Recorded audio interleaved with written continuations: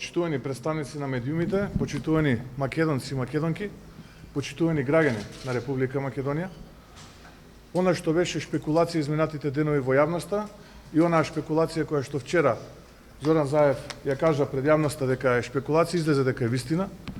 Зоран Заев и Никола Димитров прифатиле решение кое што пред малку ви беше презентирано.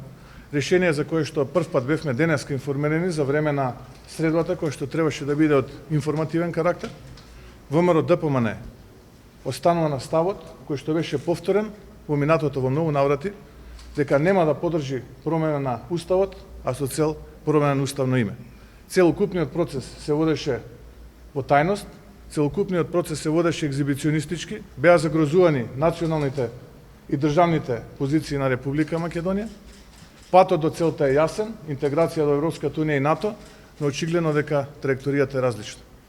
ВМРО ДПМН, ке повторам, нема да подржи промена на устав, а со цел промена на уставно име. Повелете за прашање. Конкретно траекторија ВМРО? Да, како ќе да се За Поготово ако името, ако името се базира на Илинденска Македонија, нешто што е идеологија на ВМРО. Денеска за прв пат бевме запознаени со предлогот кој што Зоран Заев и Никола Димитров го прифатиле.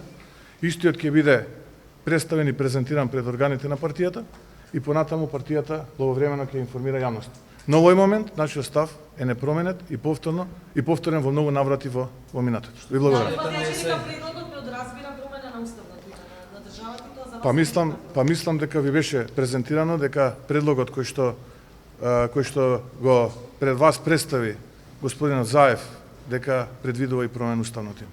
Односно име, како што слушнав, за севкупна употреба, тоа подразбира и промена устав. Господин Мицковски, освен опсегот и уставните измени кои што ВМРО пријета, тоа е став неприфатливи се, која е позицијата на ВМРО ДПМН за предлог од Република Илинденска Македонија?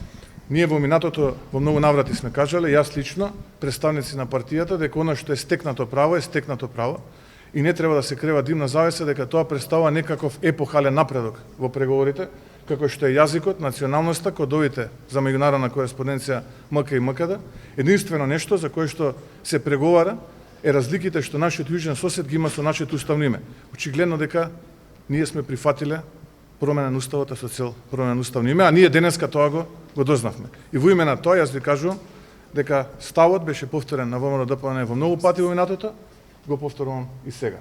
Органите на партијата ќе бидат информирани по ова прашање. Ви благодарам многу. Дека вие не го прифаќате ова име. Ви благодарам многу. Кажавме јасно што е.